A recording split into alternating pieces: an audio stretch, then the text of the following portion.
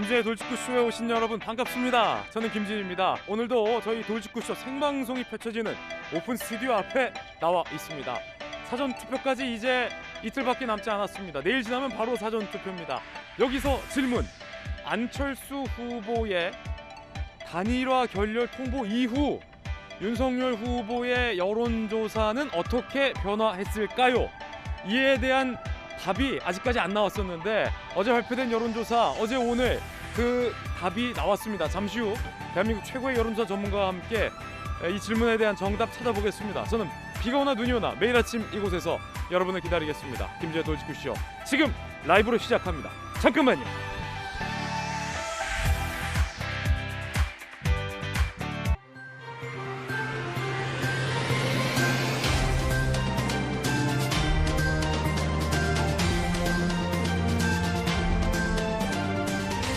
신문 읽어주는 남자입니다. 시청자 여러분들 마음의 준비는 하셨습니까? 마음의 결심은 서셨습니까? 누구를 지지하시겠습니까? 누구를 지지하든 여러분의 소중한 한 표는 반드시 행사하셔야 됩니다. 이번 주 금요일부터 사전투표 시작됩니다. 오늘 조간신문 4가지 키워드 준비했습니다. 먼저 첫 번째 키워드부터 공개합니다. 첫 번째 키워드는 바로 일주일. 동아일보 일면이 쓰고 있는 일주일, 과연 어떤 기사일까요? 지금 공개하죠.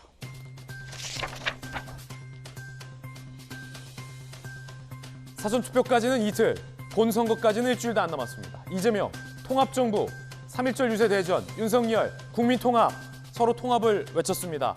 명동대 신촌, 최대 승부처인 서울의 두 후보 모두 총력전을 펼쳤습니다. 잠시 후 그 뜨거운 열기 직접 전해드리겠습니다. 흥미로운 장면 2가지 준비되어 있는데 김동연 후보가 이재명 후보의 손을 잡았습니다. 그런가 하면 조국 지지단체가 윤석열 후보 지지선언을 했습니다. 잠시 후 이 두 장면 매우 흥미로운데 살펴보겠습니다. 두 번째 키워드 공개합니다. 두 번째 키워드는 바로 심안. 경향신문 6면 심상정 후보와 안철수 후보는 어떻게 유세하고 있을까? 함께 보시죠. 심, 반미 반중 반일 이용 안 한다. 양당 때렸습니다. 안, 보수정당과 합당 후회한다. 양당의 틈새를 찾았습니다. 여기서 또 한 번 질문. 앞서 드린 질문과 비슷한데 안철수 후보가 윤석열 후보에게 단일화 결렬을 통보한 이후에 과연 안철수 후보의 지지율은 올랐을까요? 떨어졌을까요? 윤석열 후보의 지지율은 올랐을까요? 떨어졌을까요? 잠시 후에 여론조사 전문가와 함께 살펴보겠습니다. 세 번째 키워드 공개합니다. 세 번째 키워드는 바로 20만. 배드뉴스입니다. 어제 저녁 벌써 코로나19 확진자가 20만 명을 넘어섰습니다. 조선일보 12면입니다. 그런데 어제가 무슨 날이었는지 아십니까? 정부가 방역 패스를 전격 해제한 날입니다. 정부가 식당의 방역 패스를 해제하자 코로나 확진자가 20만 명을 넘어섰습니다. 잠시 후에 20만 명 플러스 알파 몇 명이 발표될지 모르겠으나 정부가 방역 조치와 관련해서 기준이 없는 것 아니냐라는 일선의 우려도 제기됩니다. 혹여 선거를 앞두고 방역 조치에 뭔가 선거를 의식한 거 아니냐라는 비판의 목소리도 나옵니다. 정부는 아니라고 반박합니다. 잠시 후에 살펴보죠. 네 번째 키워드도 공개합니다. 네 번째 키워드는 반인륜. 한국일보 1면입니다. 민간 지역까지 조준 폭격하는 러시아 군대. 푸틴의 반인륜 만행. 아무도 군사 지역만 골라서 공격한다는 푸틴의 말을 믿지 않았었지만 이렇게 사진으로 확인되니 더더욱 끔찍합니다.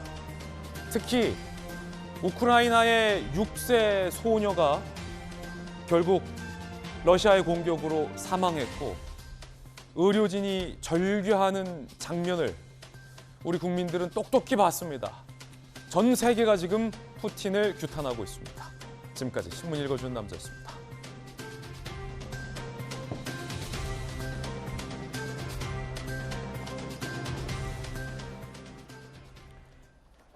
사전투표 이번 주 금요일부터 시작입니다. 사전투표를 이틀 앞두고 매우 중요한 시점 함께 하신 분들 소개해드리겠습니다.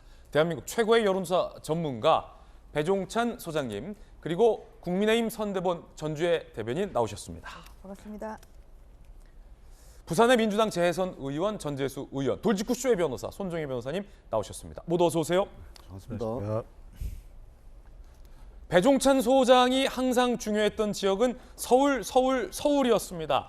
이를 후보들도 들었던 걸까요? 3.1절 두 후보 모두 가장 중요한 지역 중 하나인 서울 유세에 집중을 했습니다. 메시지는 뭐였을까요? 저희가 상당히 흥미로운 3가지 장면 준비했습니다. 첫 번째 이야기의 주제부터 공개합니다.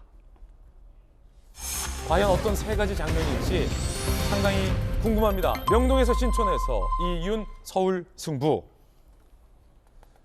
3가지 치열한 장면, 대혈전, 접전 저희가 준비했습니다. 먼저 첫 번째 장면부터 살펴볼 텐데 첫 번째 장면은 서울을 잡아라 이재명, 윤석열 두 후보의 치열한 애정 공세입니다. 첫 번째 장면부터 바로 살펴보시죠.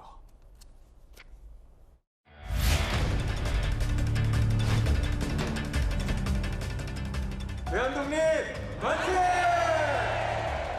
만세! 만세!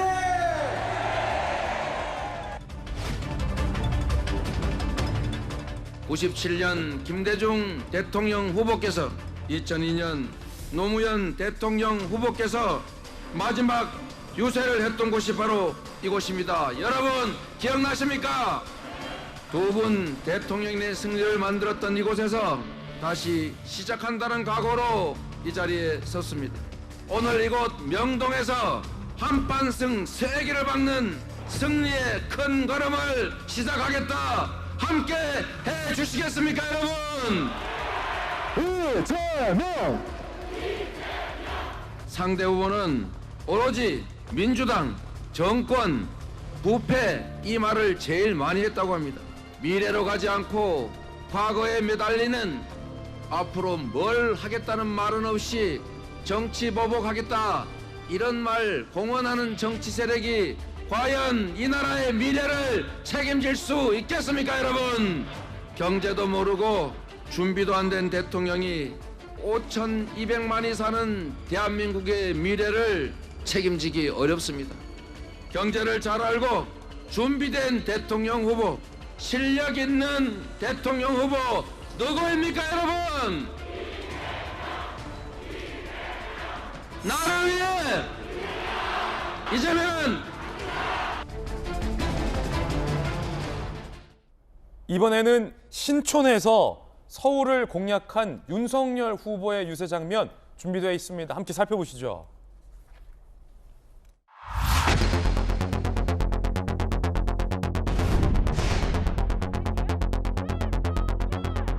이 글러브는 우리 홍수환 님께서 3번 쓰러지고 4번 다운시켜서 KO패로 이긴 그 카라스키아가 보내준 글러브랍니다. 이게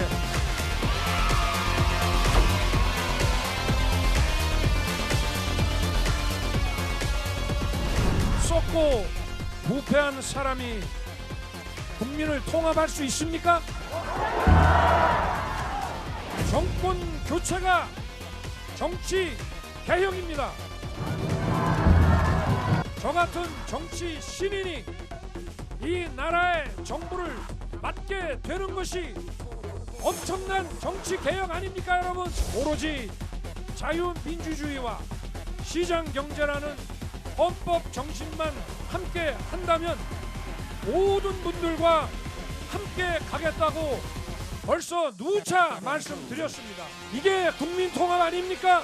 국민통합과 정치개혁을 민주당의 썩은 정치인들이 할 수 있습니까? 여러분의 압도적인 지지로 정직한 정부, 정직한 대통령이 되겠습니다. 반드시 무도한 정권을 끌어내리고 이 나라를 국민의 나라로 바꾸겠습니다, 여러분. 윤석열! 감사합니다. 윤석열! 고맙습니다, 여러분. 자, 명동에서 신촌에서 두 후보가 서울의 민심을 잡기 위해서 정말이지 최선을 다해서 유세하는 장면 살펴봤습니다. 배종찬 소장님, 네, 서울이 왜 유독 중요하냐 궁금합니다. 이번 대선의 최대 승부처입니다. 예. 그런 이유가 역대 대선에서 서울을 이기지 않고 대통령 자리에 오른 민주당 후보가 없어요. 그렇습니까? 네. 그런데 이재명 후보는 경기지사를 역임했기 때문에 예. 서울에서는 살짝 또 경쟁 심리가 있어요. 서울이냐, 아. 경기도냐, 경기도냐, 서울이냐. 근데 또 서울이 지난해 보궐선거 때 보면 예. 표심이 정부에 대한 심판 성격이 강해졌잖아요. 지난 서울 재보궐선거 개표 방송 제가 했거든요. 서울 전 지역이 다 오세훈 시장이 이겼죠. 그렇습니다. 그때 보면 왜 서울이 아니고 서울이냐 세 가지란 이야기예요. 첫 번째로는 부동산 이슈, 예. 두 번째로는 코로나 환경, 예. 자영업청 소상공인 유난히 힘든 곳이 또 서울이에요. 그렇죠. 세 번째로는 청년 인구가 많거든요. 예. 그래서 서울의 판세가 다른 어떤 지역보다도 중요할 수밖에 없다. 호남 공들이기를 하든 영남 공들이를 하든 이건 서울 표심으로 모아질 수밖에 없기 때문에 서울에서 누가 이기느냐 예. 아니면 그 격차가 어떻게 되느냐가 이번 판세를 좌지우지한다고 봐야죠. 예. 서울의 민심이 어떤지 잠시 후에 여론조사 결과 오늘 준비해 오셨죠? 네. 잠시 후 공개하겠습니다. 이재명 후보와 윤석열 후보가 치열한데 전재수 의원님, 이재명 후보의 메시지를 한 문장으로 줄인다면 어제 서울 유세 뭐라고 할 수 있겠습니까? 결국은 이 총체적 위기를 예. 이 총체적 위기, 중청화되어 있는 이 위기를 극복하는 데 있어서 준비된 사람이 필요하다. 특히 위기에 강한 준비된 사람이 필요하다. 준비되지 않은 사람으로 정권 교체를 했을 경우에 우리 국민들이 맞닥뜨릴 수 있는 대혼란, 이것만큼은 피하자. 그래서 유능하고 위기에 강한 경제 대통령이 필요하다. 그리고 이것은 정치 교체를 통한 국민 통합 정부를 만들었을 때 가능하다. 국민들에게 도움이 되는 법, 예산 이런 것도 정쟁으로 만들어버리는 지금의 정치 구조. 국익과 관련된 어떤 외교 안보 현안도 결국은 정쟁으로 만들어버렸던 지금의 이 정치 체제 가지고는 안 된다. 그래서 정치 교체를 통해서 국민 통합 정부를 만들어서 뛰어난 우리 국민들의 힘과 역량을 한 곳에 싹 모아가지고 예. 이 맞닥뜨리고 있는 총체적 위기를 극복하는 데 있어서는 준비된 후보, 위기에 강한 후보, 실적과 실력으로 검증된 후보 이재명이 필요하다. 예. 이 말씀을 어제 명동 유세에서 드렸습니다. 그렇군요. 위기에 강한 후보가 누구냐? 정치 교체가 필요하다. 어제 두 후보가 무언가를 흔들었습니다. 지금 저희 대형 스크린에 띄워놨는데 이재명 후보는 태극기를 흔들었고 윤석열 후보는 홍수환 선수가 꼈던 글러브를 꼈는데, 자 그렇다면 글러브를 낀 윤석열 후보의 어제 신촌에서의 네. 유세 메시지는 핵심은 뭡니까? 항상 이제 제가 윤석열 후보님 이제 수행을 하면서 매번 유세를 듣기 때문에 이렇게 하시는 이제 말씀이 몇 가지가 있습니다. 이제 그 중에 가장 대표적인 것이 이번 대선은 위대한 대한민국 국민의 상식과 이재명 민주당의 부패와의 싸움이다. 대결이다. 이제 이 말씀을 항상 하세요. 그래서 그 연장선상에서 그 국민 통합이나 정치 개혁을 이러한 부패한 세력에 과연 외칠 수가 있느냐? 결국은 국민 통합이나 아니면은 어떠한 그런 정치 혁신, 이것은 결국은 이제 내가 할 수 있다 이런 메시지를 좀 내시고 계시고요. 그리고 가장 중요한 결국은 정치 개혁은 오히려 정권 교체다. 이제 이런 말씀을 좀 계속 메시지를 내고 있습니다. 이제 그러한 메시지가 또 현장에서 들어보면 굉장히 큰 또 호응을 얻고 있습니다. 그리고 어제 이제 어제 끼신 그 글러브는 카라스키 야가 홍산 선수한테 선물한 글러브라고 해요. 예, 그래서 저기 이제 문구도 적혀 있고 그러는데 이제 여기 이제 보신 그 시청자분들께서는 그 77년에 카라스키야에게 3번 다운을 당하고 4번째 그 KO 승을 거둔 홍산 선수의 경기를 좀 기억하시는 분들도 꽤 있으실 텐데요. 예. 그래서 어제 후보님 굉장히 기분 좋아하시고 어제 이제 그 글러브 끼고 또 어퍼컷샷 국민들에게 희망과 용기를 주는 그런 어퍼컷샷까지 했습니다. 그래서 저희가 정권 교체를 통해서 정치 개혁을 이루고 통합의 정치를 내겠다. 예. 이러한 메시지를 계속 말씀드리겠습니다. 첫 번째 장면은 이거였습니다. 그러면 앞서 제가 예고했던 대로 3가지 장면, 2가지 장면 지금 살펴볼 텐데 각 후보를 돕기 위해 나온 조력자. 조력 유세자. 과연 누구였을까요? 먼저 이재명 후보는 명계남 씨였습니다. 민주시민 여러분, 언론에 마취당하여 산소처럼 가죽이 벗겨져 윤석열 건진 목사의 제물이 되지 않기 위해서 모렴치하고 계획된 배신자 윤석열의 구두발에 밟히지 않기 위해서 우리는 무엇을 해야 되겠습니까? 긴장의 끈을 놓지 말고 한 표라도 더 마지막까지 긁어와서 압도적인 승리를 해야만 합니다. 자, 손정혜 변호사님, 명계남 씨가 건진법사의 제물이 되지 않도록 압도적 승리해야 된다라고 어제 이재명 후보 지지 연설을 했군요. 이재명 후보 지지 연설에 많은 연예인들이 이제 참석을 했습니다. 배우 명계남 씨뿐만 아니라 이현종 씨라든가 박혁건 씨도 이제 참석을 해서 이재명 후보를 왜 지지해야 되는지를 이제 연설을 했는데요. 명계남 씨 같은 경우는 대표적인 친문 방송 예술인으로 알려져 있고 이재명 후보를 이제 지지한다라는 것을 강력하게 이제 설파를 했는데 어제 나와서 한 얘기 중에는 이제 무술이나 뭐 신천지에 둘러싸인 아나무인 윤 후보 관련해서는 무지의 후보이다, 뭐 무대포이다 이렇게 이제 비판을 하고 반면에 이제 이재명 후보를 상대로 해서는 호랑이 발톱과 여우의 머리를 가진 충직한 소년공이다. 이재명 후보를 지지해달라 이런 여러 가지 메시지를 냈는데요. 이 방송예술계 쪽에서도 각 후보에 대한 지지 연설이 따르고 있다. 이렇게 볼 수 있습니다. 예, 명계남 씨가 이재명 후보 지지 연설을 했다면 윤석열 후보 지지 연설을 한 사람도 있습니다. 바로 홍준표 의원과 유승민 전 후보입니다. 국가안보관이 확실한 사람만이 대통령이 되어야 됩니다. 평화타령만 하고 어떻게 이 나라를 지키겠습니까? 3월 9일 날은 윤석열 후보를 선출을 해서 이제 새로운 세상을 한번 만들고 세상을 한번 바꿔보자는 겁니다. 이재명 후보가 대통령이 되면 문재인 정권 5년이 그대로 연장되는 겁니다. 우리 후손들에게, 우리 아들, 딸들에게 지난 5년과 같은 시간을 또 물려주겠습니까? 유승민 전 후보와 홍준표 의원이 안보관이 확실한 사람, 이재명 대통령이 되면 정권 5년 연장이다라는 메시지를 냈습니다. 전주혜 의원님, 그동안 유승민 전 후보는 잘 안 보였는데 네. 결정적인 순간에 어제 등판을 했군요. 그러니까 어제 이제 또 국민의힘 그 신촌 유세의 또 의미는 결국 이제 원팀을 상징하는 것이죠. 그래서 4강에 같이 마지막에 이제 올랐던 유승민 전 대표님뿐만 아니라 홍준표 전 대표님 그리고 또 원희룡 전 지사님까지 이제 같이 이렇게 화면에 나오는 것처럼 원팀의 모습을 이제 보여줬고 그 분들도 윤석열 후보야말로 이제 국민 통합 그리고 국민을 위기에서 이끌 이런 위기에서 구할 이제 후보다 이러한 메시지를 좀 내셔서 어제 분위기가 굉장히 좋았습니다. 그리고 예. 또 어제 3.1절이었잖아요. 그래서 또 그 3.1절에 저희 그 국민의힘의 윤주경 의원님이 또 그 윤봉길 그 의사의 또 손녀시고 그리고 또 김구호 선생님의 또 그 손녀 또 이제 어제 참석을 하셔가지고 좀 그렇게 또 독립 정신을 이제 위협받는 뭐 이러한 것이 아우러진 어제 굉장히 의미 있는 신촌 유세였습니다. 예, 그런가 하면 이번엔 세 번째 장면입니다. 아마 이 세 가지 장면 중에서 이 세 번째 장면이 가장 하이라이트가 아닐까 싶어요.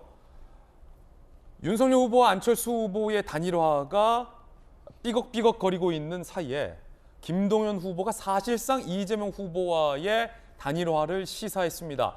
이재명 후보와 함께하겠다라는 뜻을 밝힌 겁니다. 그런가 하면 조국 수호 단체 중에서 가장 많이 서초동 집회에서 역할을 했던 그 단체가 조국에게 배신당했다며 윤석열 후보 지지 선언을 하기도 했습니다. 이 두 가지 장면이 오늘 첫 번째 주제의 하이라이트가 될 겁니다. 먼저 이재명 후보와 김동연 후보의 이야기부터 들어보시죠.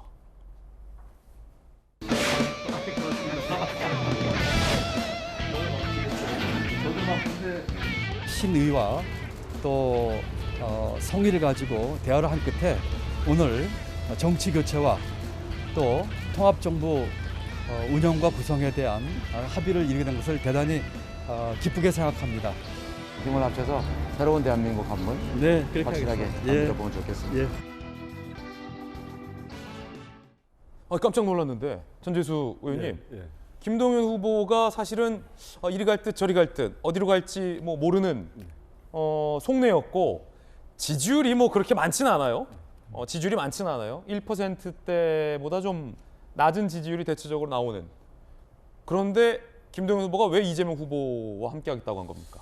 그러니까 이제 후보직을 사퇴하고 단일화까지는 아닙니다. 단일화까지는 아니다. 왜냐하면은 이게 이제 국민의힘처럼 사퇴해라 후보 내가 할게 뭐 이런 식의 정치공학적 단일화가 아니고 이제 가치와 노선 대의명분에 의해서 이제 같이 하기로 한 겁니다. 그래서 김동연 후보가 사퇴를 하실 수도 있고 안 하실 수도 있는데 그것은 김동연 후보가 결정할 일이고요. 예. 어제 저 내용은 뭐냐면 김동연 후보가 지금 출마하신 14분의 대통령 후보들 중에 가장 경제 전문가로 국민들께서 평가를 하고 있잖아요. 그렇죠. 그런 측면에서 김동연 후보가 내걸었던 것은 뭐냐면 이 기득권 공화국을 해체하고 기회가 차고 넘치는 나라, 기회 공화국을 만들겠다라고 이제 말씀을 하셨는데, 근데 이 기득권 공화국을 해체를 하려면 기본적으로 정치가 변해야 된다. 지금과 같은 정치를 가지고서는 절대 불가능하다. 그렇기 때문에 정치 교체를 말씀을 해오셨고 정치 혁신을 말씀을 해오셨습니다. 그리고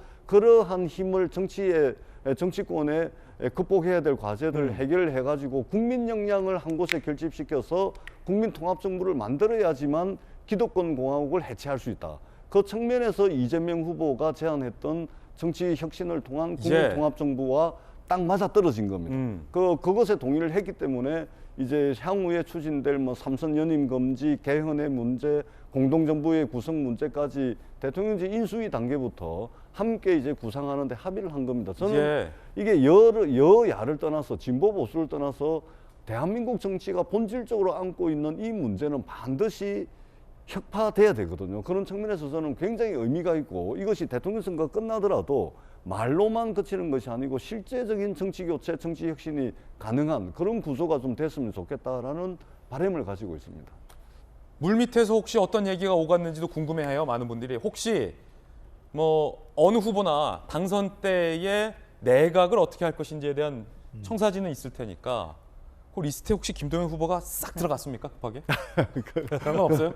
뭐 구체적으로 저도 잘은 모릅니다만 적어도 뭐 자리를 몇 개를 줄게 뭘 할게 뭐 이전에 이제 국민의힘 경선 단일화 과정에서 이게 국민들께 공개됐던 그런 그 정치 공학적인 그런 글에는 전혀 없었다. 가치와 노선, 대의명분, 이 대한민국의 모든 것을 정쟁으로 만들어 버리는 이 정말 극단적인 정쟁 구조를 혁신하는데 뜻을 함께 한 거다. 그래서 두 분 사이에 누가 후보를 사퇴한다 안 한다 이 논의는 전혀 없었습니다. 그것은 본인들이 알아서 결정한 문제다 이렇게 생각합니다. 예, 흥미로운 장면 전해드리고 있습니다. 그런가 하면 이 장면도 매우 흥미롭습니다.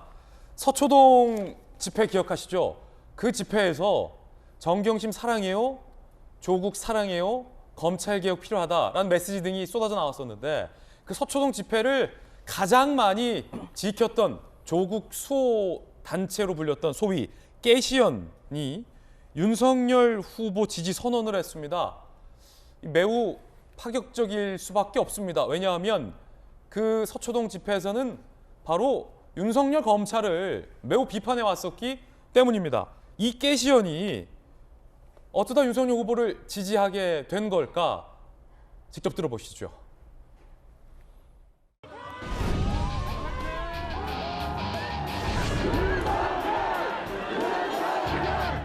저희 문파 윤석열 후보에게 서초의 빚이 있습니다. 서초의 빚을 앞으로 두고 갚겠습니다. 오늘 여러분 정말 고맙습니다. 중간에 서로 오해도 있었지만 결국 우리가 생각을 갖고 있다는 것을 우리가 확인했습니다. 여러분의 이 진정성 있는 지지가 큰 힘이 됩니다. 여러분 감사합니다. 야, 이거 정말 흥미로운 장면인데 왜냐하면 제가 그 박사학위 주제가 이 조국 전 장관 관련된 논문을 썼거든요. 그래서 직접 제가 현장 그때 취재하기도 했었고 이 당시 서초동 집회의 분위기는 거의 타도 윤석열 뭐 이런 분위기였고 어떻게 이렇게 180도 드라마틱한 변화가 있었는지 상당히 좀 흥미롭습니다. 일단 손정혜 변호사님, 이 깨시연이라는 단체가 어떤 단체라고 보면 될까요? 일단 조국 수호대를 자처했던 단체라고 보시면 될 것 같고요. 조국 수호 집회를 단 한 번도 빠지지 않고 참여한 문파 정당으로 알려져 있습니다. 거의 개근상이네요. 예, 그런데 어제 오후 3시에 이제 검찰청 인근에서 윤석열 후보를 지지하는 선언을 이제 개최를 한 것이고요. 이 깨시연 대표 이민구 씨가 윤석열에게 빚값자는 의미에서 지지 장소를 정했다 이렇게 이야기를 했고, 우리 모두 조국에게 속았다. 재판 진행 과정에서 조국 거짓을 목격했기 때문에 지난 가오를 인정하지 않을 수 없다. 라고 이제 주장을 하면서 이제 지지를 한 것인데, 결국 그 정경심 씨 대법원 유죄 재판이 좀 영향을 미친 것 같군요. 기억을 상기해 보면 조국 전 장관에 대한 수사가 굉장히 과잉 수사이다, 너무나 지나친 수사이다라고 이제 주장을 하면서 조국 전 장관에 대한 무고함을 믿고 있었던 분들이 있습니다. 예. 그런데 이제 재판이 지나가면 지나갈수록 일부는 무죄가 나왔지만 또 일부는 명확하게 유죄가 나온 부분이 있었기 때문에 예. 모두 이제 무에서 유를 창조한 게 아니라 일부의 어떤 비행인이 있었던 거 아니냐. 그렇다고 한다면 객관적인 지점에서 조 전 장관의 어떤 거짓이라든가 해명에서 조금 납득이 되지 않는 부분에 대해서 이제 인식하고 있는 지지자들이 생겼을 가능성도 있고요. 다만 모든 서초동 집회의 사람들이 지금 깨시연 대표처럼 조 전 장관의 잘못이고 윤석열 후보가 무조건 정당했다 또 이렇게 바라보는 것은 아니거든요. 그렇죠. 깨시연 측의 일단 지지 선언인 사람들이 거죠. 윤 후보의 수사의 정당성을 인정하면서 예. 이번에는 토리 아빠다 이렇게 지지를 하는 겁니다. 아, 그렇군요.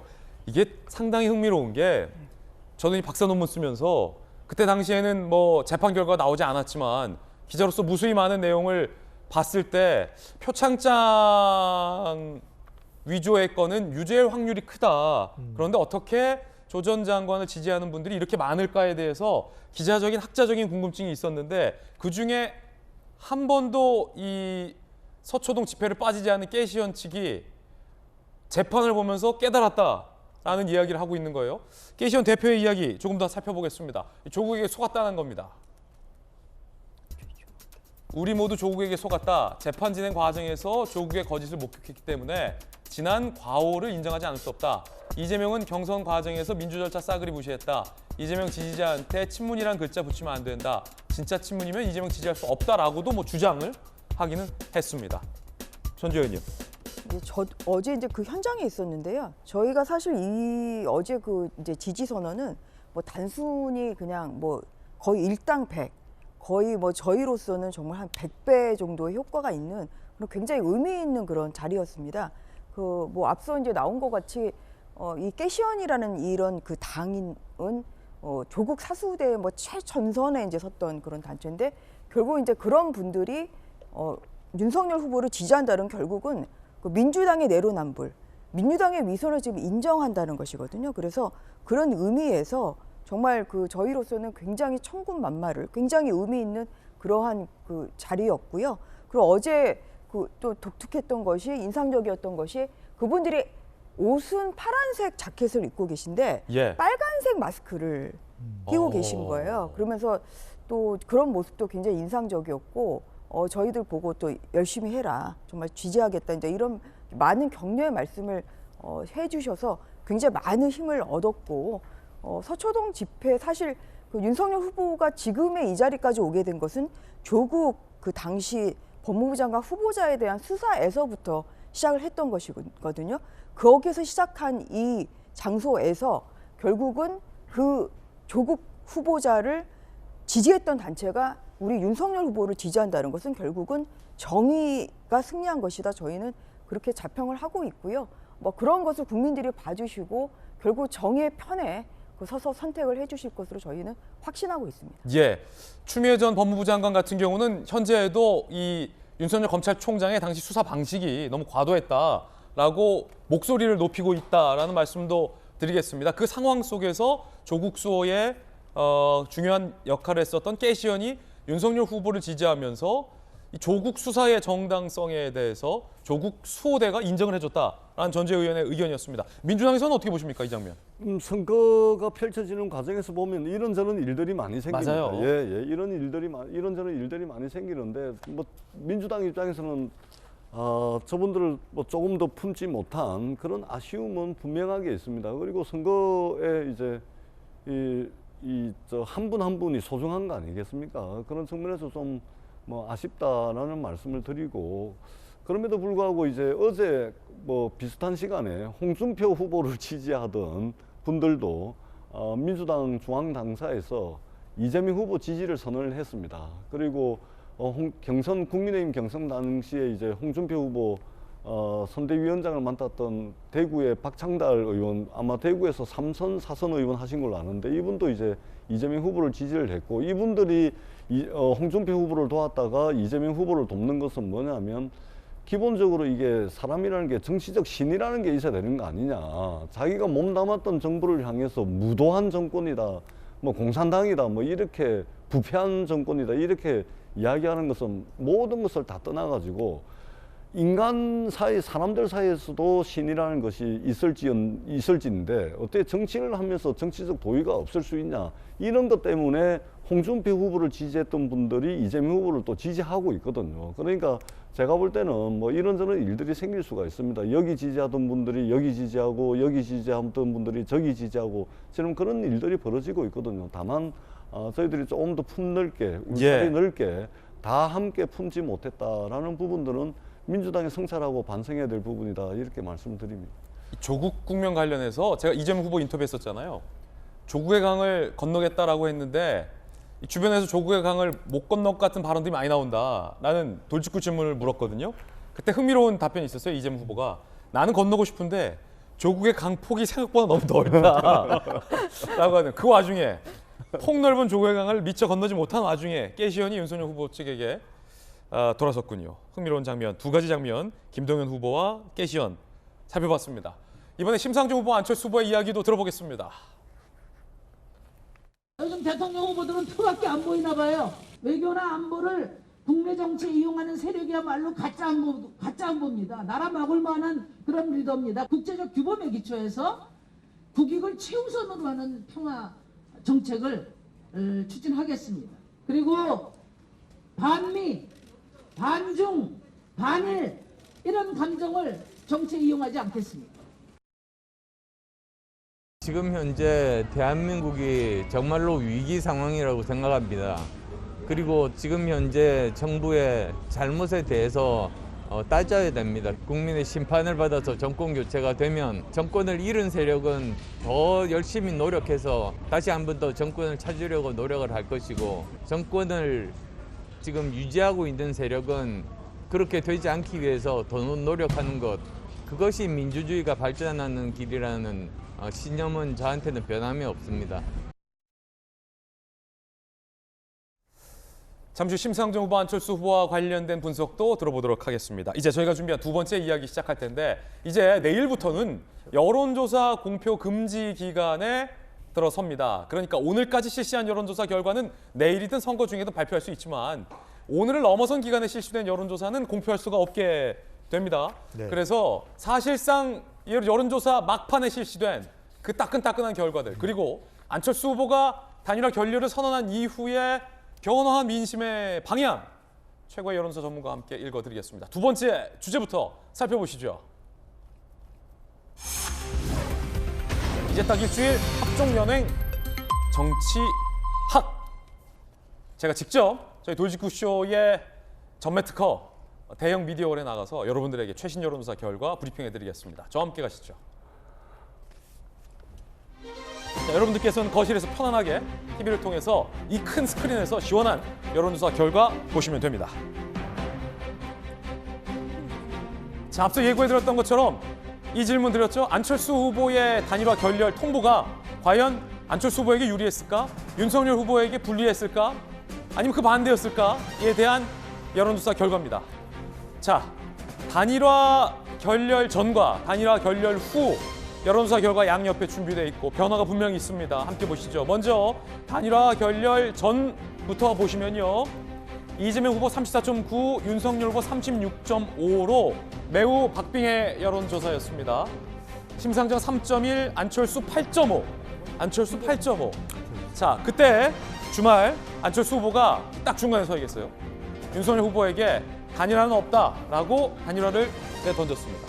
그 과정에서 윤석열 후보 문자도 공개하고 안철수 후보는 문자 폭탄을 주면서 이런 짓거리라고 목소리를 높였던 중대한 정치 사건이 있었죠. 그 이후에 실시된 여론조사 결과 여기 있습니다. 단일화 결렬 후 이재명 후보 34.1, 윤석열 후보 44.1, 심상정 2.0, 안철수 7.8. 오히려 단일화가 어그러지고 나서 윤석열 후보의 지지율은 올랐고 안철수 후보의 지지율은 떨어졌다는 겁니다. 물론 이 두 가지 여론조사가 같은 기관이지만 시점이 달랐다. 그리고 의뢰한 언론사가 달랐다라는 점 말씀드리겠습니다. 그럼에도 불구하고 배주서 소장님, 네. 단일화 결렬의 여파가 뭐 어떤 겁니까? 정권 교체는 중요하거든요. 그러니까 단일화가 결렬됐는데 같은 조사기관에서 실시한 조사 결과니까 단일화 결렬 이후에 정권 교체 지지층들이 더 뭉쳤다, 결집했다 이렇게 볼 수가 있는 거죠. 이 조사 결과를 보면 이재명 후보는 거의 비슷해요. 똑같아요. 그런데 윤석열 후보의 지지율만 변화가 있거든요. 올랐어요. 그렇죠. 안철수 후보의 지지율은 조금 빠지고 심상정 후보도 살짝 빠지고 윤 후보의 지지율이 올라갔다. 그 얘기는 다른 이유보다는 역시 중도층에도 보수 성향의 중도층이 있거든요. 그리고 정권교체 여론을 희망하고 또 추구하는 유권자들도 있는 것이고 이들이 이제 단일화 결렬 이후에 윤석열 후보 쪽으로 결집했다. 라고 봐야죠. 오차범위 바뀌죠. 단일화 결렬 후에는. 그렇죠. 이재명 후보와의. 그러면 얼핏 이 지금 배 소장님의 분석을 들으면 단일화할 필요 없는 거 아니에요? 윤석열 후보 입장에서는? 그런데 또 다릅니다. 왜냐하면 또 단일화가 가지고 있는 건 지지율의 영향뿐만이 아니거든요. 상징적인 효과. 안철수 후보까지 또 껴안는다. 그래서 여기 전주의 의원 나와 계시지만은 단일화 가능성 계속 열어두고 있는 거죠. 아니 지지율이 이 정도 높게 나오면 선을 뭐 확 그어버려도 되잖아요. 그런데 그렇지 않은 이유는 뭐냐? 이번 선거는 끝날 때까지는 끝난 것이 알 수 없어요. 지지율은 이렇지만 투표자들이 지지자들이 가서 찍어줘야 최종 결과가 나오는 것이거든요. 이게 중요한 겁니다. 그러다 보니까 끝까지 안심할 수 없는 선거가 되기 때문에 지지율도 지지율이지만 심리적 요인, 상징적 요인. 그래서 안 후보까지 더 껴안았을 때 단일화 이상의 파괴력이 있는 거죠. 자, 그럼 안철수 후보 입장에서 보면 단일화 결렬 전에는 지지율이 8.5였어요. 그런데 단일화 결렬을 통보하고 난 후 7.8로 소폭 줄었어요. 안철수 후보 입장에서는 손해본 거네요? 뭐 글쎄 그렇게 볼 수도 있는데 또 지지율이 주춤하긴 합니다. 위축되겠죠. 단일화에 대한 비판도 지금 아유 뜨거워 이러면서 뭐 휴대폰 문자 폭탄이 오니까. 그런데 또 한편으로는 안 후보로서는 계속해서 본인이 완주했을 때 얻는 정치적 이익도 있을 수 있다. 이렇게 판단할 수 있는 것이고 단일화가 무산된 것에 대해서 안 후보의 입장은 내 책임이냐. 윤석열 후보나 또는 국민의힘에서 특히 이준석 대표가 너무 감정의 골을 깊게 한 게 원인 아니냐. 이렇게 생각해 보면 지지율은 위축됐지만 대선 이후의 정치적인 또 미래, 정치적인 또 계획 등을 생각한다면 뭐 이게 더 나은 선택일 수 있다고 안 후보는 판단할 수 있는 것이죠. 여론조사에서 혹시 그것도 나옵니까, 배 소장님? 단일화 결렬의 책임이 누구에게 있느냐라는 것을 두고 지금 윤석열 후보, 안철수 후보가 공방을 벌이고도 있잖아요. 강도는 조금 달라요. 안철수 후보는 이런 짓거리라고 하면서 단일화 결렬의 책임은 이쪽에게 있다라고 하고 윤석열 후보는 계속 기다리고 있겠다라고 하지만 주변의 측근들은 문자 메시지와 협상 일정까지 다 공개하면서 저쪽에게 단일화 책임이 있다라고 서로 주장하고 있는 상황인데 혹시 이 같은 여론의 변동이 국민들이 단일화 결렬의 책임이 누구에게 있는지에 대해서 생각한다라는 판단의 기준이 될 수 있습니까? 이건 조사할 필요 없죠. 이건 뭐 안 봐도 비디오죠. 비디오다. 왜냐하면 국민의힘 지지층에서는 안 후보에게 책임을 물을 것이고 또 중도층이나 국민의 당 지지층 많지는 않지만 또 더불어민주당 지지층에서 볼 때는 이거 윤석열 후보의 책임인데 이렇게 생각을 하겠죠. 대체적으로. 그렇죠. 꼭 그렇지만은 않지만. 꼭 그렇지는 않지만 대체로 그렇게 생각을 하겠죠. 두 번째 여론조사 준비되어 있습니다. 바로 단도직입적으로 공개하겠습니다. 단일화는 필요하다? 필요 없다? 여러분들은 어떻게 생각하십니까? 그 여론조사 결과입니다. 야권 후보 단일화 필요성, 여러분들은 필요하다고 생각하십니까? 아니면 필요 없다고 생각하십니까? 적어도 이 여론조사에서는 필요 없다라고 응답한 쪽이 51.2%, 단일화는 그럼에도 불구하고 해야 한다라고 응답한 분이 40.5였습니다. 서울경제학 칸타코리아의 여론조사 결과인데, 예전에 단일화의 필요성에 대한 여론조사 했을 때는 단일화 필요하다가 뭐 이만큼 그렇죠. 나왔었는데, 단일화 결렬 이후죠. 27일에서 3월 1일간이니까 야, 단일화 필요 없다가 더 많네요. 상황적인 시기죠. 그러니까 일주일 전만 하더라도, 보름 전만 하더라도 상황을 볼 때는 단일화 해야 되거든. 그럴 때는 국민의힘 지지층에서도 보수 진영에서도 대부분 단일화야. 해야 돼. 안철수 후보를 보쌈이라도 해야 돼.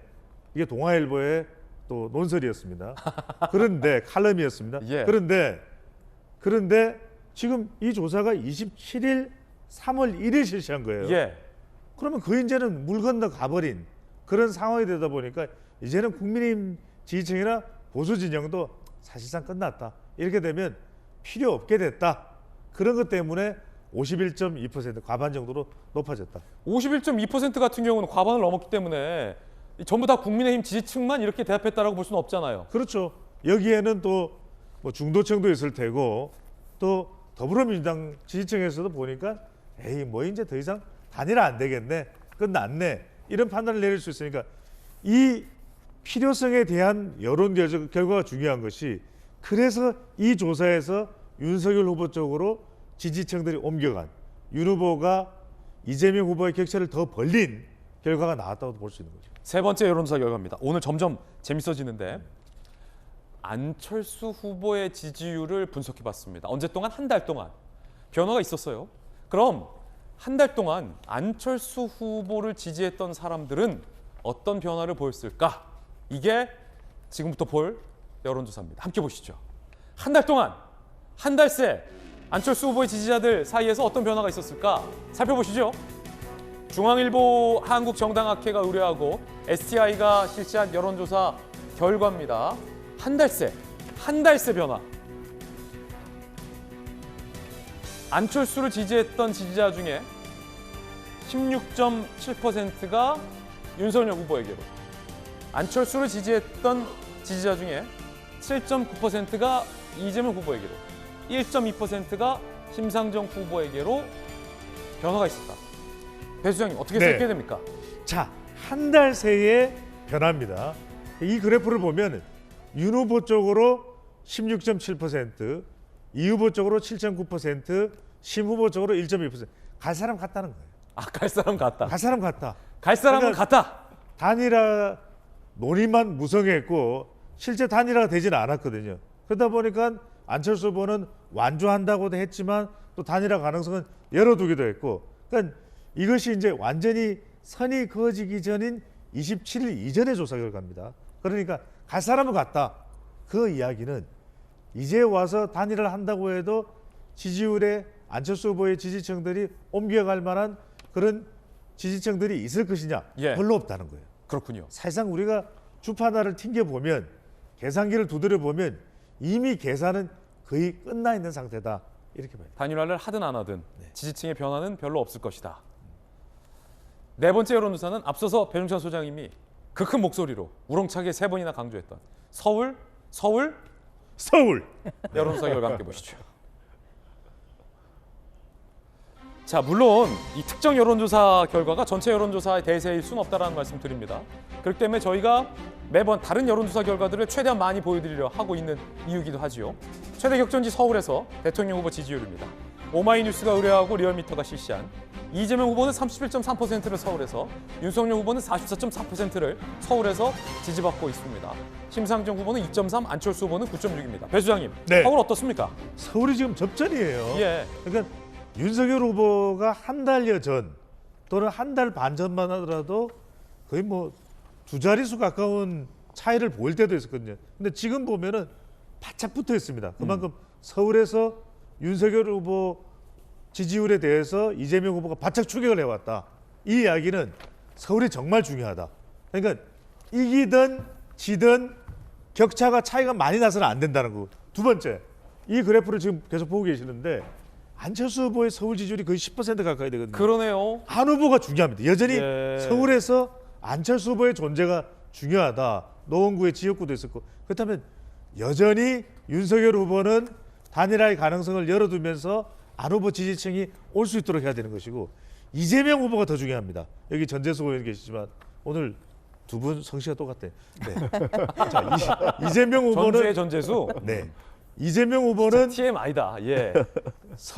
서울이 중요하기 때문에 서울이죠. 서울이 중요하기 때문에 막판에 안철수 후보에게 더 파격적인 제안을 이재명 후보가 할 수 있느냐. 그렇군요. 이 부분도 영향을 미친다고 봐야죠. 아, 그게 궁금하네. 배수장님. 이 24일부터 27일이에요. 네. 안철수 후보가 단일화 결렬 통보하기 직전이잖아요. 네. 그 이후에 요 서울 지지율이 어떻게 나왔는지 좀 궁금하네요.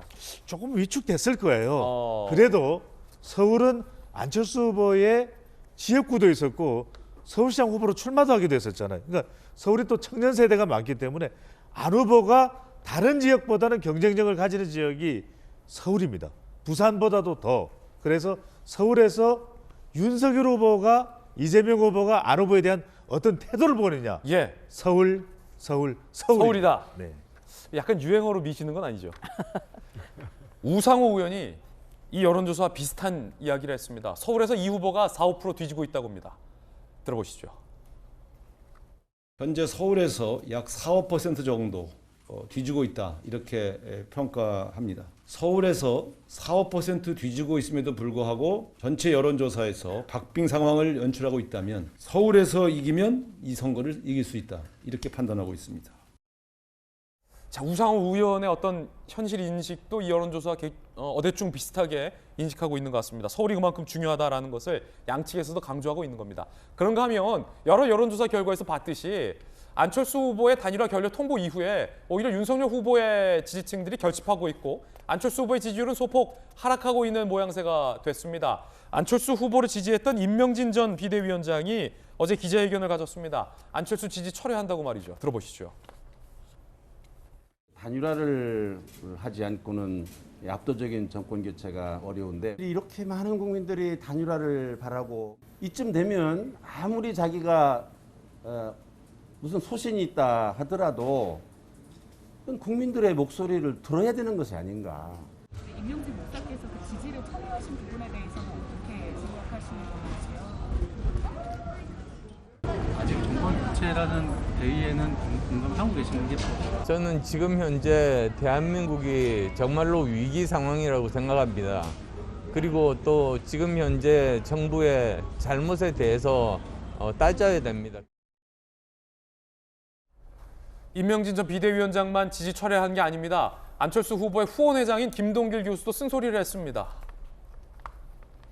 안철수 대선 완주를 선언함으로써 정권 교체라는 시대적 사명을 저버렸다. 안철수, 윤석열 만나서 먼저 내가 물러날게 말하면 5년 뒤 대선에서 키 쥐게 될 것이다 라고 후원회장이 이렇게 쓴소리를 한 것은 매우 이례적인 일인데 임명진 전 비대위원장에 이어서 김동길 후원회장, 연세대학교 명예교수까지 안철수 후보에게 쓴소리, 비판을 했습니다. 그런가 하면 단일화 결렬의 후폭풍도 여전합니다. 이 한 장면에서 안철수 후보의 심리 상태를 엿볼 수 있다라는 보도가 많습니다. 바로 이 사진인데, 이 장면인데 거두절미 살펴보시죠. 송영길 대표가 안철수 후보에게 인사할 때 안 후보가 이렇게 웃으면서 아주 특유의 안철수 후보 특유의 어떤 부드러운 어떤 미소와 표정이 나왔다. 이 사진에서 관측됐다라는 분석들이 있고요. 그런가 하면 이번엔 이준석 대표를 만났을 때 눈에서 레이저가 나간다라는 조간신문들의 보도가 많습니다. 요 장면이 안철수 후보의 현재 어떤 단일화 결렬 이후의 어떤 마음이 아닐까. 끝까지 안철수 후보가 이준석 대표를 쏘아보는 듯한. 손정혜 변호사님, 두 장의 사진 극명하게 다른데 어떻게 분석하십니까? 일단은 안철수 후보가 경직된 표정으로 이준석 대표에게 좀 불편해하는 심정이 드러날 수밖에 없는 장면이다라는 걸 말씀드릴 수 있고요. 그렇죠. 확실히 좀 불편해 보여요. 정치가 사람이 하는 일이기 때문에 사실은 오는 말이 고와야 가는 말도 곱다라는 속담이 생각이 나는데 예. 두 분 사이에서 사실 거친 말들 너무 자주 듣게 됐습니다.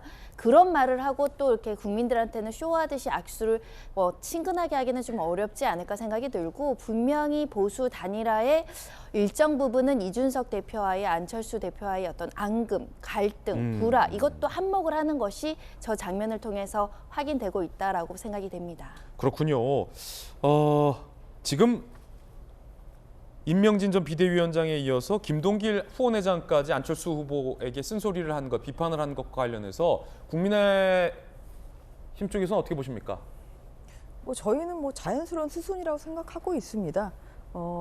지난 일요일에 이제 윤석열 후보가 밝히셨듯이 그동안 여러 가지 이제 노력을 했고요.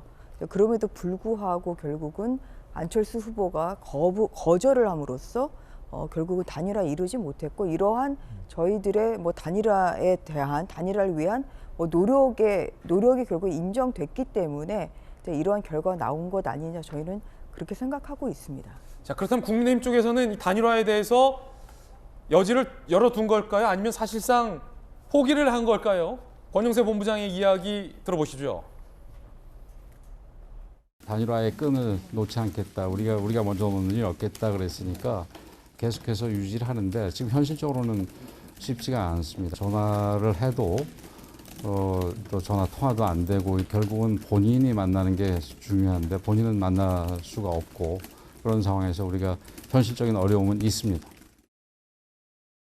그렇군요. 현실적인 어려움이 있다. 나름 솔직한 답변이 나온 거예요. 사실상 단일화를 포기한 거 아니냐. 이런 분석도 오늘 조간신문에는 일각에서 있습니다. 배용찬 소장님. 네. 그럼 한편 심상정 후보는 이번에는 단일화 없이 완주하겠다라는 의지가 강합니까? 완주할 수밖에 없어요. 완주할 수밖에 왜냐하면 없다. 심상정 후보로서는 거의 마지막 대선 도전일 수도 있고 모릅니다. 다음에 또 도전할 수도 있는데 정의당의 정체성을 가지고서 이번 대선에 나선 것이거든요. 그래서 사표가 아니다.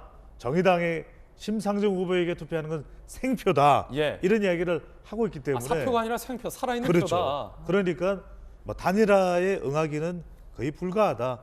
어렵다라고 본다면 여기서 중요한 대목은 그렇다면 이재명 후보가 진보 진영이 지지하고 있는 심상정 후보, 특히 여성들이 심상정 후보 심블리, 블리블리, 걸크러쉬 이 지지하고 있거든요.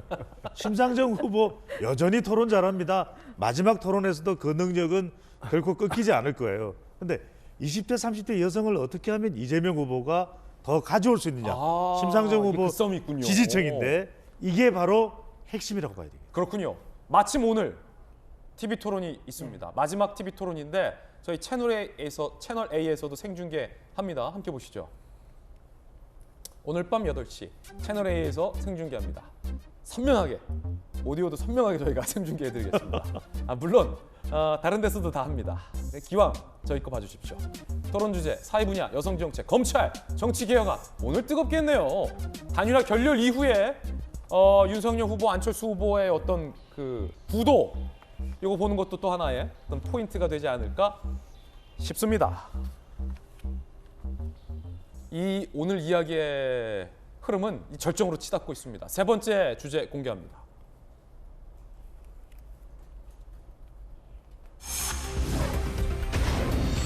대리 처방 성난 귤 두 이야기 해보겠습니다. 김혜경 씨뿐만 아니라 이재명 후보도 대리 처방을 했다 의혹 제기됐습니다. 현행법 위반입니다. 사실이라면. 공태현 기자가 취재했습니다. 지난해 5월 경기도청 7급 비서 A씨가 5급 사무관 배모 씨에게 텔레그램으로 보낸 사진입니다. 약봉투에 이재명 당시 경기지사의 이름이 적혀 있습니다. A씨는 이 지사의 약이 떨어지지 않도록 배 사무관이 미리 받아두라고 했다고 주장했습니다. 모자라면 2달치 해놓고 6월달에 어차피 받는데 6개월 있냐?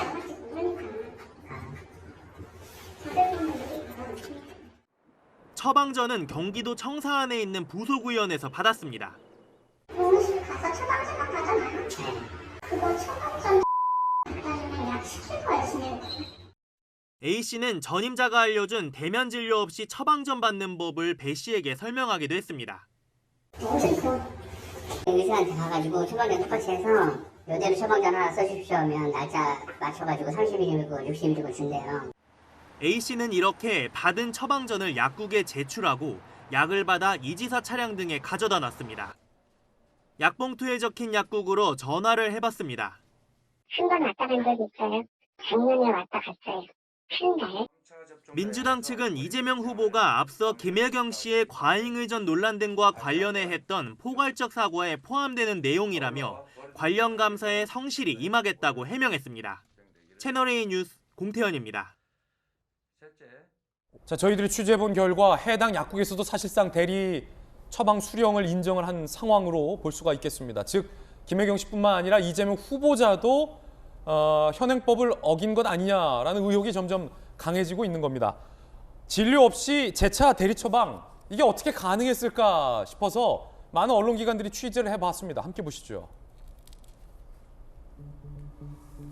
총무과 주무관이 PDF 파일로 된 과거 처방전을 출력해주면 저 처방전에도 사실 기한이 있거든요. 유효한 기간. 근데 저렇게 하면 안 될 텐데 도청 의원에 가져가 출력분과 똑같은 내용의 처방전을 다시 받았다. 자, 법인카드 재결제 이후에 지금 처방전 그러면 재처방인가요? 재출력인가요? 자, 텔레그램 내용 중에 이런 보도가 나왔고요. 지사님이 병원 가시기 전에 약 부족할 듯해서 C 비서에게 처방전 받아두었다. 의무실에서 한 달치 처방전 받아서 D 비서에게 카드 받아서 구입할 예정이다. 언급된 비서들은 도청 총무과 소속의 비서들입니다. 이렇게 의약품 대리 처방이 이루어졌다라는 주장이 현재 제기됐습니다. 천하람 변호사님 나왔습니다. 네, 안녕하십니까. 천 변호사님. 네. 도지사 정도면 뭐 의약품 대리 처방해도 법적으로 무방한 겁니까? 아니면 도지사 할아버지도 대리 처방은 안 되는 겁니까? 법적으로? 네. 우리 의료법에 도지사 예외 규정 같은 거는 두고 있지 않습니다. 그래서 지금 우리 의료법 89조, 90조를 보면 실제 진료를 받은 그 의사만 처방전을 발급하도록 되어 있고 실제 진료를 받은 사람만 처방전을 수령하게끔 되어 있습니다. 뭐 당연한 내용이죠. 물론 아주 예외가 있습니다. 본인이 거동하기 어려운 상황에 있거나 하는 예외가 있는데 뭐 이재명 후보로서는 아쉽게도 그 고위공직자 예외 규정 같은 건 존재하지 않고요. 그러다 보니까 지금 이재명 후보 측에서는 뭐 포괄적으로 사과했다 내지는 뭐 감사 과정에서 뭐 답변하겠다라는 취지로 대응하고 계시는데 이게 단순히 뭐 경기도청의 감사로만 끝날 일이 아니고 의료법 위반이라는 실정법 위반과 형사처벌까지도 따라올 수 있는 그런 중한 이슈입니다. 그렇군요. 송영길 대표가 나도 아플 때 비서관이나 보좌관이 약 사준다라고 과거 방송에서 얘기를 하기도 했었는데 뭐 장경태 의원도 그런 얘기 비슷하게 했었죠. 뭐 보좌진들이 뭐 많이 약 받아준다. 뭐 심지어는 20대 청년들이 아버지 탈모약을 대신 처방받아다가 하는 거 아니냐 뭐 이런 좀 터무니없는 얘기도 하고 그랬는데요. 저는 여기서 우리가 짚고 넘어가고 싶은 게 있습니다. 이재명 후보도 관행적 의전이다 이런 식의 표현을 썼는데요. 이재명 후보 지금까지 어떤 면모를 자기가 주장했었습니까? 우리나라의 잘못된 부분, 기득권 이런 것들을 자신이 혁파하겠다. 본인이 민주당 안에서도 개혁적인 성향이다라고 지금까지 열심히 얘기하지 않았습니까? 그럼 다른 사람들 거는 전부 다 개혁해야 되고 내가 잘못한 게 나오면 나한테 좋은 관행은 그대로 유지할 거야. 이건 그냥 관행적인 의전이었어. 라고 하는 것이 과연 제대로 된 대선 후보의 언행인가? 저는 좀 아니라고 봅니다. 손정희 변호사님. 김혜경 씨뿐만 아니라 이재명 후보자도 대리 처방한 거라면 이거는 경찰의 수사가 필요한 상황입니까? 의료법상 이런 대리 처방 관련된 규정을 위반하는 경우에는 보호자 등은 500만 원 이하의 이제 벌금형에 처해질 수 있도록 이제 규정되어 있고 사실 대리 처방은 의료진에게 더 가혹한 제재가 따릅니다. 1년 이하의 징역에 처해진다고 한다거나 의료인의 자격이 이제 면허 정지되는 어떤 처분을 받기 때문에 의료인의 양심으로서 다른 사람에게 다른 사람의 처방전을 써주면 안 된다는 거군요. 그러니까 대리 처방은 사실상 의료진이 감당해야 될 의무 조항이라는 성격이 더 강하다 이런 측면을 말씀드릴 수 있고요. 분명한 불법은 맞습니다. 다만 이제 이런 점들을 감안해야 되지 않을까 생각하는 건데 불법인데도 사실은 현실에서 많이 이루어지고 있는 부분들이 있기는 했어요. 이걸 부정할 수는 없습니다. 아이가 아팠을 때 또는 부모가 아팠을 때 가족이 이제 대리 수령을 한다던가 측근들이나 이제 직원들이 이제 도와주던 간행들이 암암리에 있었던 거는 사실이기 때문에 폭넓게 그런 간행이 있었다라고 이제 이야기를 하신 걸로 이제 선회가 되고요. 다만 불법이고 현실에서 그런 일들이 종종 있다고 하더라도 불법이 사라지진 않기 때문에 이런 간행들을 앞으로 하지 않겠다라는 개선, 약속, 다짐, 그리고 실제 가족이 아니라 이제 직원들을 활용한다고 한다면 갑질 논란이 있을 수 있기 때문에 이 공직자는 공가사를 분명히 이제 구분을 해야 되는 시대가 왔다. 이런 면에 있어서는 이재명 후보가 계속해서 이 문제는 사과를 해야 마땅하고 수사가 개시된다고 한다면 그에 상응하는 벌금 처벌도 받아야 되지 않을까 합니다. 민주당의 입장도 나와 있는데요. 민주당의 입장 함께 살펴보시죠. 직원들이 임의로 약을 추가 확보한 것이다. 그렇군요. 관행적 의존에서 비롯된 일이다. 그렇다면은 이재명 후보 이전의 경기도지사들에게도 관행적으로 저는 대리 처방이 있었다라는 의미 있는 것 같은데 사실관계 확인이 좀 필요해 보입니다. 부인의 사과 때 이 후보가 포괄적으로 책임을 인정했다. 포괄적 사과다. 해당한다라고 입장을 냈습니다. 전주혜 의원님, 네. 판사하셨잖아요. 네. 이 입장, 그 직원들이 임의로 약을 대리 처방 받은 거고 관행적인 거고 포괄적으로 이미 사과를 했다라는 민주당 네. 입장에 대해서 어떻게 보십니까?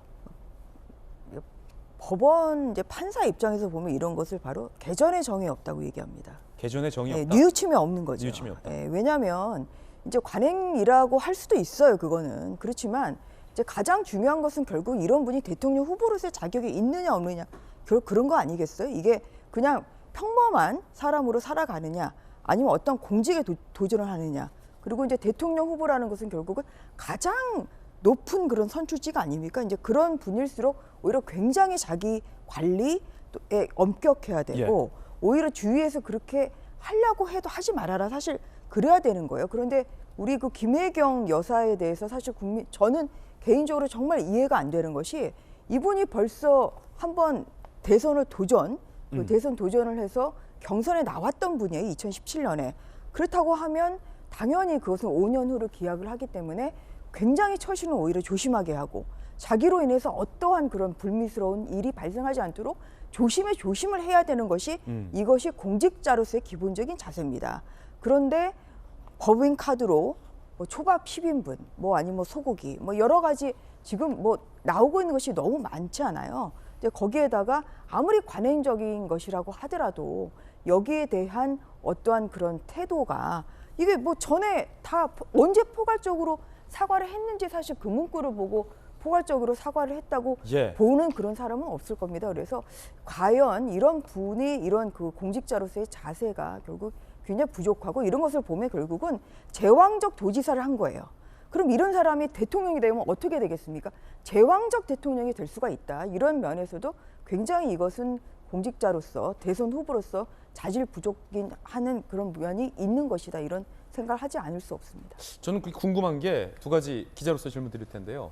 뭐 야당 이런 의견 주셨으니까 야당 의견에 대한 답변도 당연히 주시고 포괄적인 사과라고 말씀하셨는데 그 사과의 범위가 너무 포괄적인 것은 아닌지 두 번째는 관행적인 측면이고 직원들이 임의로 약을 확보해 놓은 것이라고 하셨는데 그럼 전재수 의원님 부산에 계시니까 민주당 소속의 부산시장 그다음에 민주당 소속의 서울시장 박원순 시장 과거 민주당 소속이었던 충남도지사 등도 다 관행적으로 약을 대리 처방합니까? 그거까지는 모르겠습니다만 이것은 여야를 막론하고 정치권에 사실은 없어져야 될 그 관행들이 굉장히 많이 있죠. 예를 들면 국회의원들 같은 경우 국회의원 차를 운전하는 사람들 새벽 별 보고 들어오고 밤 10시, 11시, 12시까지 의원이 집에 들어가지 않으면은 운전대 잡고 있어야 되고 이거 이 근로기준법 위반이죠. 8시간 노동하게 돼 있지 않습니까? 그렇다고 그래서 뭐 새벽별 보고 나오고 이 새벽에 또 들어가는데 그렇다고 그래서 국회의원들이 수당을 더 쳐주는 것도 아니거든요. 그러니까 그 다음에 옛날에는 국회에 국회의원들만 탈 수 있는 엘리베이터가 있었어요. 거기에 빨간 카펫을 깔고. 그러니까 이게 사실은 이제 엄격하게 그냥 이 관행으로 벌어지고 있는 일들인데 일하게 따지면은 실정법 위반이 굉장히 많습니다. 우리 사회에 말하자면 이제 기득권화되어 있는 특권의 영역에서 많은 일들이 벌어지죠. 그렇기 때문에 청산되고 없어져야 될 관행이다. 이 말씀을 드리고 이재명 후보도 마찬가지입니다. 이 부분에 있어서 과잉 어선에 대해서 이제 사과를 드렸고 다만 이제 경기도청 그다음에 관사 공관 여기에 이제 각기 비치되어 있는 약이다 보니까 이쪽에서 떨어지면은 채워 넣어야 되니까 대신 가서 이제 뭐 채워 넣는 그런 관행이었지 않나 그렇게 생각을 합니다. 다만 우리가 이런 관행들 특권적 영역에 있는 기득권적 영역에 있는 이런 관행들을 하나씩 없애 나가고 있습니다. 그렇게 돼야지 이게 소위 말해서 국민들이 들으면 눈살을 찌푸릴 수 있는 이런 과잉 의존이나 이런 것들이 없어질 수 있다고 저는 생각을 합니다. 사과의 자세, 사과의 의미를 갖고 있다라는 전재수 의원님의 상세한 설명이었습니다. 이준석 대표 이 문제 비판했는데 들어보시죠. 옛말에 바늘 도둑이 소도둑 된다고 했습니다. 소고기 나라 돈으로 사 먹은 사람, 우리나라에 수백조 달하는 예산, 소고기 하나 자기 돈으로 사 먹지 못하는 사람에게 맡길 수 있겠습니까? 이 대표의 이야기까지 들어봤습니다. 자, 그런가 하면 푸틴이 우크라이나를 잔인하게 침공하고 있는 국면에 얼마 전 이재명 후보의 초보 정치인의 러시아 도발 때문에 우크라이나가 피해를 입었다라는 발언이 많은 정치적으로 논란이 됐습니다. 그때 누구보다 이재명 후보의 발언을 비판했었던 윤석열 후보가 트위터에 화난 귤 사진을 올렸다가 불과 수시간 만에 삭제를 했습니다. 우리는 우크라이나와 함께한다는 메시지까지는 좋았는데 저 귤을 올려서 저게 도대체 무슨 메시지인지 당초에 알 수가 없는 사진을 올려서 반응이 매우 안 좋았습니다. 우크라이나 스타일을 너무 가볍게 보는 것 아니냐라는 역풍이 만만치 않았습니다. 자, 윤석열 후보 측의 해명은 무엇이었을까요? 오렌지 혁명을 떠올리며 실무자가 응원하고자 올렸지만 국내 정치에 활용될 우려가 있어서 내렸다. 우크라이나 대통령 선거 때 오렌지색으로 부정선거를 규탄했던 시민혁명이다라는 건데 여당에선 우리 돌직구 전용기 대변인 응원인지 장난인지 모를 트윗 국가적 망신 상징박 메시지 경악할 따름 우크라 국민께 사과하라 정의당 어디 스포츠 경기 응원하냐 전쟁을 장난쯤으로 여기던 윤석열스러운 행위다라고 비판을 했습니다. 손정희 변호사님 오렌지 혁명이라고 하지만 오렌지도 아니고 귤 오렌지를 지금 못 구하는 것도 아닌데 그러면 100번 양보해서 오렌지 혁명이 귤이다라고 쳐도 오렌지 혁명이 지금 어쨌다는 건지 실무자가 올렸다고 하는데 그 실무자는 무슨 생각인 건지 개 사과로 한번 어려움 겪지 않았습니까? 개사가 2탄이 생각나는 지점이죠. 사실 우크라이나 사태 때문에 많은 국민들이 연휴 지나면서 굉장히 우울하고 그 참혹한 현실 때문에 몹시 상심하고 있는 상황이기 때문에 만약에 저 귤 사진이 아니라 우크라이나 현재의 전쟁의 참상을 보여주는 사진을 올렸다고 한다면 어떤 이의제기가 전혀 없었을 겁니다. 그런데 저렇게 장난처럼 귤이 화난 듯한 표정을 하다 보니까 이것을 참을 수 없는 가벼움이다. 이렇게 많은 비판이 따르고 있는 것이고 실제 국내 비판보다는 외신에서도 한국 보수정당 대선 후보의 기이하고도 눈치 없는 귤 사진, 전쟁에 귀여움은 없다. 이렇게 비판 그 보도가 나왔고요. 한국 유력 보수정당 대선 후보의 이런 수고는 정말 당혹스럽다. 이런 비판이 따르고 있는데 우리가 우크라이나의 지금 상황이 한국에서 사실은 전폭적인 어떤 지지라든가 여러 가지 할 수 없는 무력감이 있지 않습니까? 좌절감이 있습니다. 사실은 저거는 민간인을 어떻게 보면 무고하게 희생시키는 전쟁 피해를 지금 눈앞에서 목격하고 있는데 대선 후보들이 그에 걸맞는 중대성 그리고 심각성 이거를 알고 있느냐라는 지적을 할 수밖에 없을 것 같고요. 특히 더 이제 비난을 할 수밖에 없는 이유가 오렌지 혁명은 부정선거 때문에 발생한 거거든요.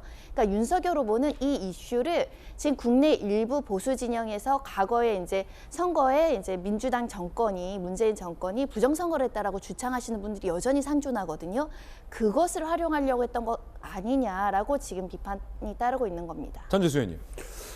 그러니까 우리가 이제 SNS 활동을 할 때는 기발을 해야 될 때가 있는 것이죠.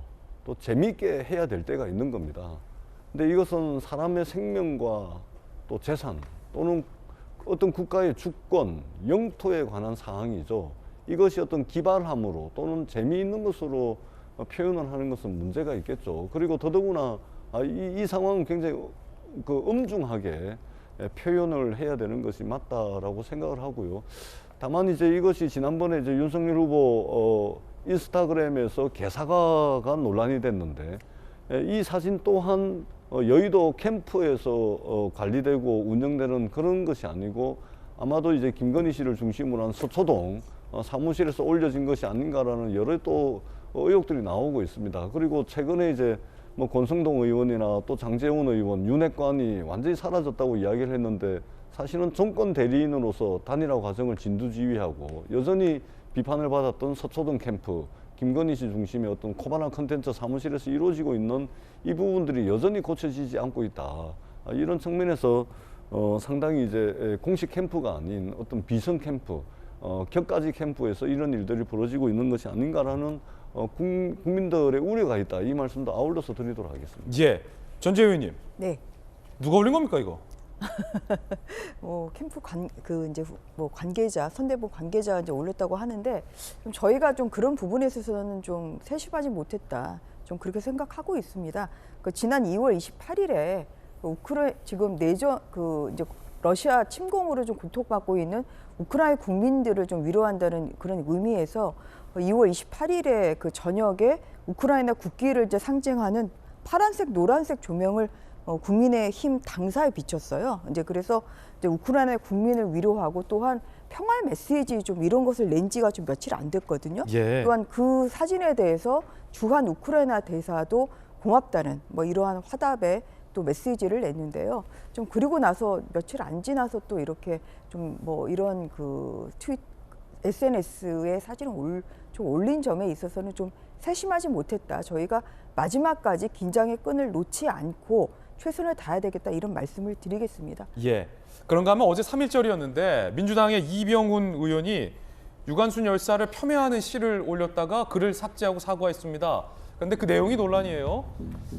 민주당의 이병훈 의원입니다. 정호승 시인의 유관순을 공유한 건데 해당 시는 유관순 열사 명예훼손 논란으로 정호승 시인이 사과문을 게재했던 시고 당시 영구히 게재하지 않겠다 약속했던 시입니다. 논란이 일자 SNS를 삭제했습니다.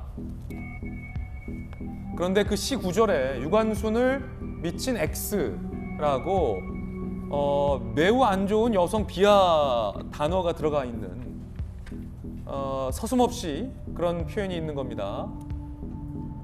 자, 미친 X 이렇게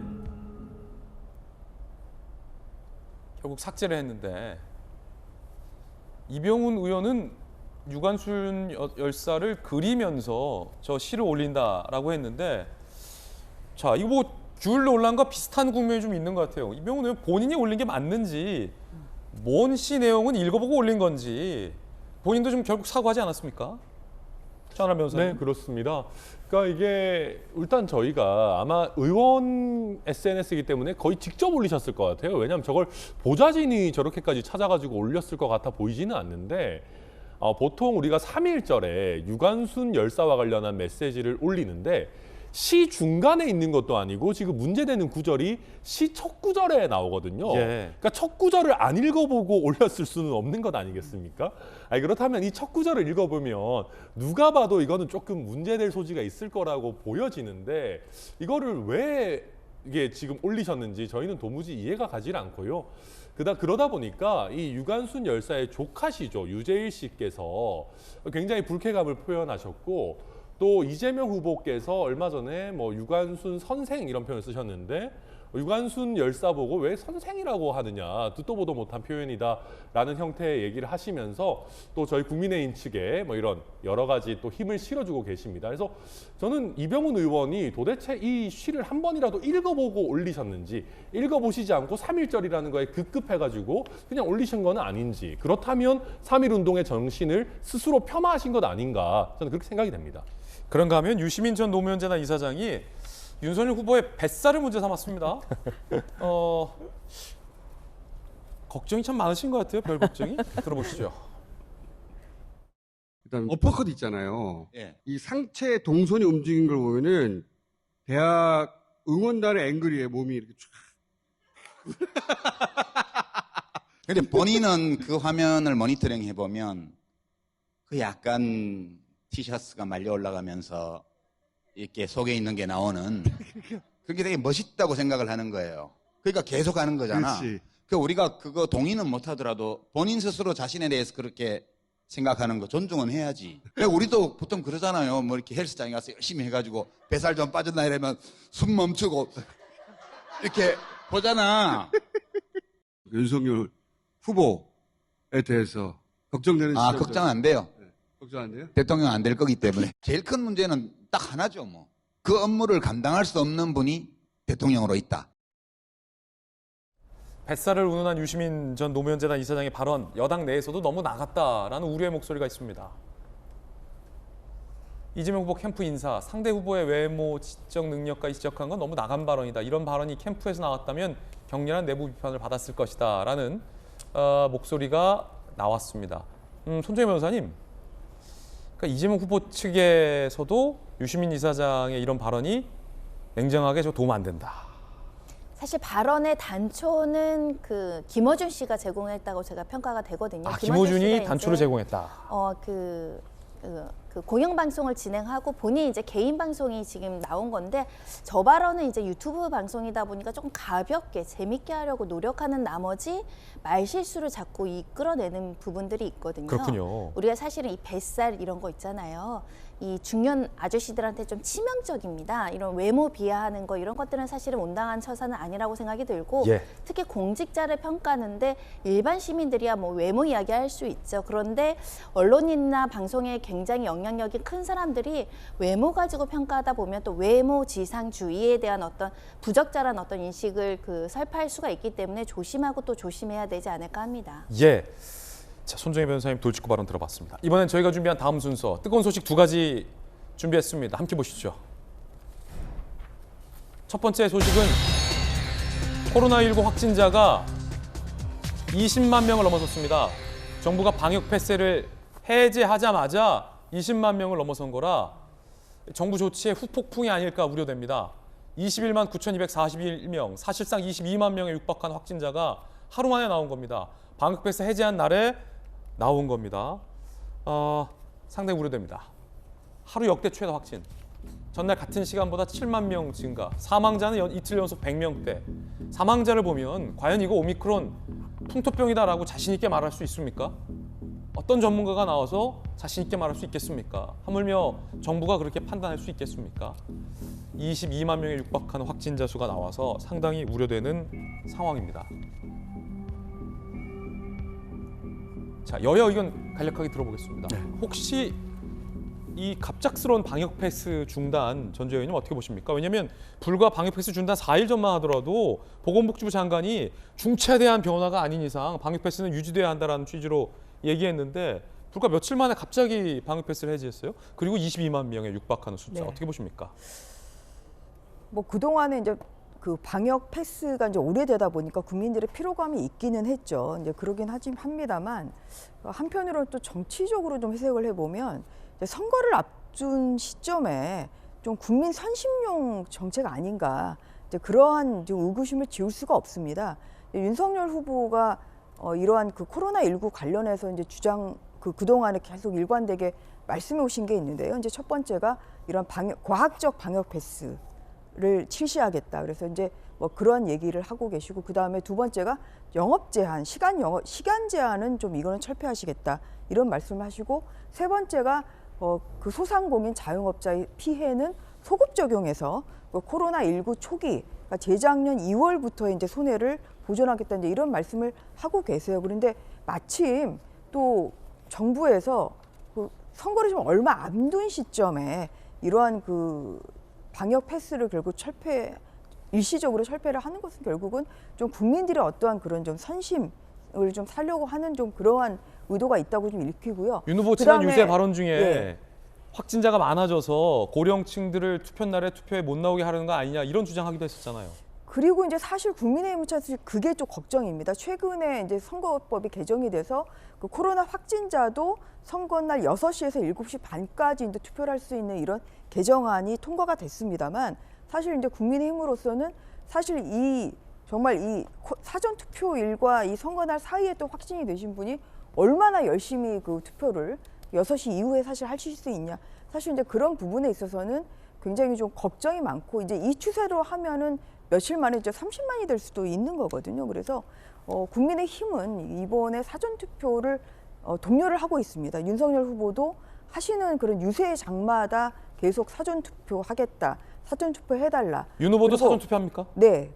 저희도 할 겁니다. 그래서 예, 뭐 하루 투표한 후보보다는 3일 투표를 하는 후보가 이길 수 있는 확률이 더 높아진다.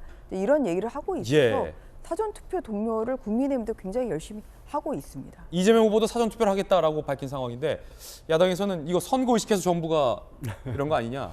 네, 그러니까 이제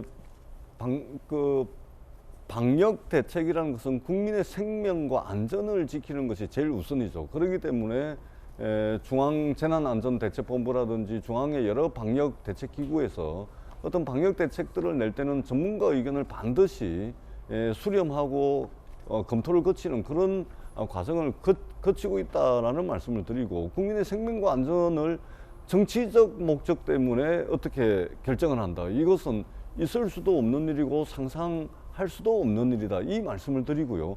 다만 지금 방역 패스와 관련해 가지고 이 방역 패스 발급증을 발급하는데 엄청나게 많은 이 인력과 예산과 시간이 들어가다 보니까 지금 전국에 있는 보건소들이 완전히 마비가 돼 버렸습니다. 그러니까 지금 이제 우리가 인플루엔자라고 이야기하는 독감의 사망률이 0.1% 정도 된다면 지금까지 나온 바에 의하면 오미크론의 사망률이 0.16입니다. 0.1과 0.16의 차이거든요. 그러면 결국은 뭐냐면 이 위중증 환자 관리라든지 그다음에 의료 체계가 붕괴되지 않도록 대책을 세우고 이런 것에 말하자면 방역 역량이 집중이 돼야 된다라는 이제 보건 전문가들의 판단이 있었던 것이죠. 그렇기 때문에 보건소가 나서 가지고 이제 위중증 관리라든지 이런 것들로 전환하기 위해 가지고 이 방역 패스를 해제를 한 겁니다. 선거 의식한 거 아니다. 정치적으로 해석하면 이거는 그것은 절대 있어서는 안 되는 일이죠. 절대 그런 것은 아니다라는 말씀을 드리도록 하겠습니다. 예, 두 번째 소식 실루엣 정책 공개하겠습니다.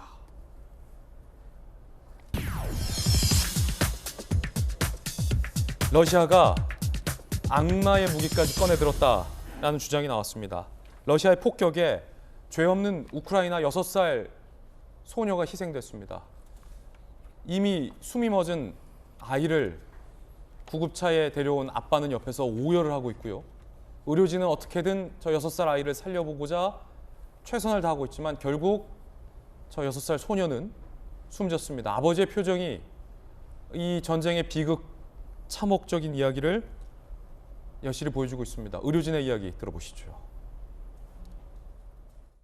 Да, покажите этому путинскому вот эти глаза вот этого ребенка и плачущих врачей. Ну, чтоб он сдох, сучара.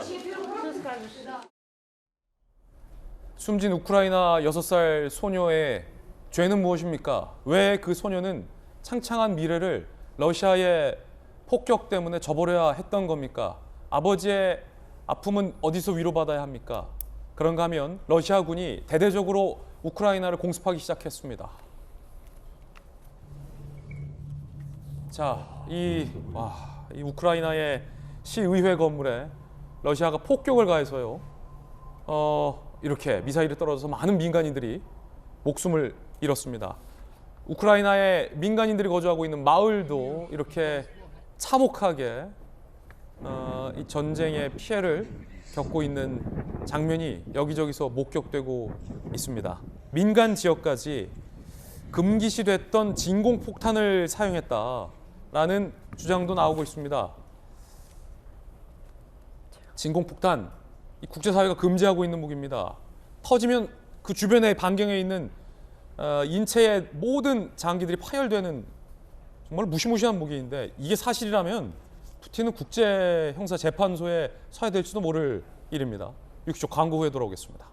오늘 저희가 준비한 순서 모두 다 전해드렸습니다. 저희들은 내일 아침 8시 50분에 더욱더 특별한 이야기 들고 여러분께 인사드리겠습니다.